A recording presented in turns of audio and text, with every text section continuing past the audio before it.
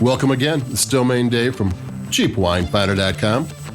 Another wine review podcast for a wine we wrote up on the CheapWineFinder.com website.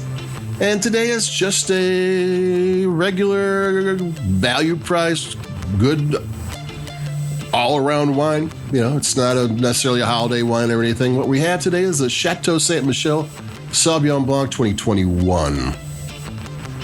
Chateau Ste Michelle is the largest winery in Washington. They are huge. 8 of the top 10 labels out of Washington State are owned by them. And I read somewhere that 2/3 of every grape grown in the Columbia Valley ends up in one of Chateau Ste Michelle's wines. And they have tons of wines. They're big. They dominate the scenery out there. There's still some good smaller people out there making good wine. But Washington State is almost synonymous with Chateau Ste Michelle wine. And what we have here, another thing is you don't picture it because it seems to be green and lush, but it's actually a desert. The Columbia Valley is a desert. The Cascade Mountains kind of block out any rain coming through there.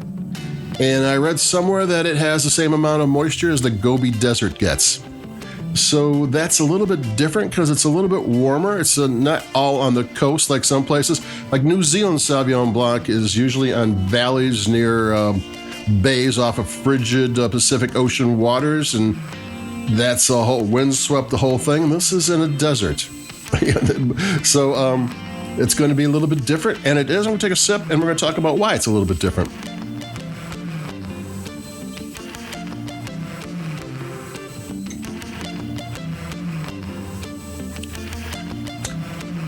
First of all, it's a very subtle and lean wine, which is not a bad thing.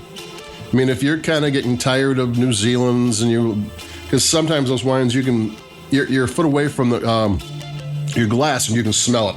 This one you got to stick your nose in there and dig around to get the aromas out, and they're there, but it's not grassy at all, and the flavors are lean, and it's there's a lot of citrus. There's a lot of flavors, but they don't jump out. They're all just kind of subdued. And it's got great acidity. And the acidity just lets these things just be there and unfold. Even though it's not super complex or anything, it does have good length to it. And it's got like a lemon lime thing and a peach and a pear. Again, it's not grassy. It doesn't have those... there used to be cat pee aromas in New Zealand Sauvignon Blanc. I never knew it. I never went out smelling cat pee, so I'm not really sure what that was. But this doesn't have any. This is just a nice white wine. This is maybe a little bit more Bordeaux than New Zealand. If you don't know Bordeaux Blanc, which is Sauvignon Blanc with some Vermilion in there, because 91% of this wine was fermented and aged in stainless steel tanks, which young Sauvignon Blancs are. They want all the freshness to be here. They don't want anything to get in the way. But 9% was aged for 3 months and fermented in neutral oak barrels. Stainless steel vats are airtight and watertight. Oak barrels are watertight, but they're not exactly airtight. Pretty much, but not exactly. So a little bit of oxygen can get in, and oxygen is not the wine's friend, but just a little bit gets in, and the wine interacts with the oxygen, so it makes it very different than the stainless steel, which has no oxygen at all. So you're getting a whole different element of Sauvignon Blanc because 9% of this wine has that kind of aging to it in neutral oak barrels. Neutral oak barrels don't give any flavor off. You're not going to get butter. You're not going to get vanilla. Though on the nose, I got vanilla creams. I'm not sure where that came from. It could be from stirring the lees. It was on lees for 3 months. Lees means that on lees means they leave the yeast, the dead yeast from the fermentation in the tank. And if you stir it, it brings a nutty, salty flavor. You stir it enough, you start getting a creaminess to it. So maybe they stirred it enough. So I'm going to take another sip and we'll go from there.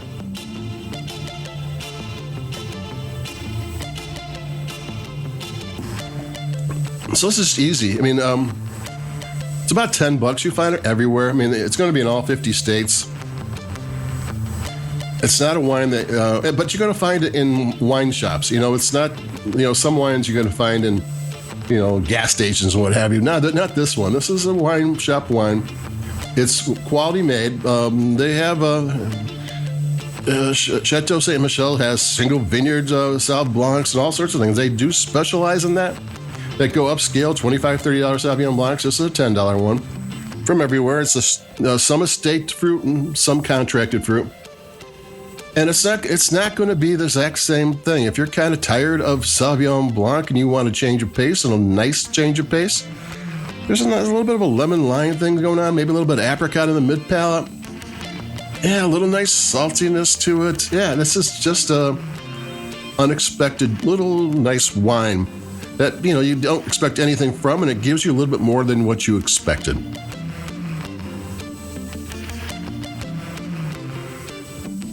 Because I'm expecting, a copy of the popular Sauvignon Blancs. And I got something unique and tasty, which is fine with me, especially when I spend $10.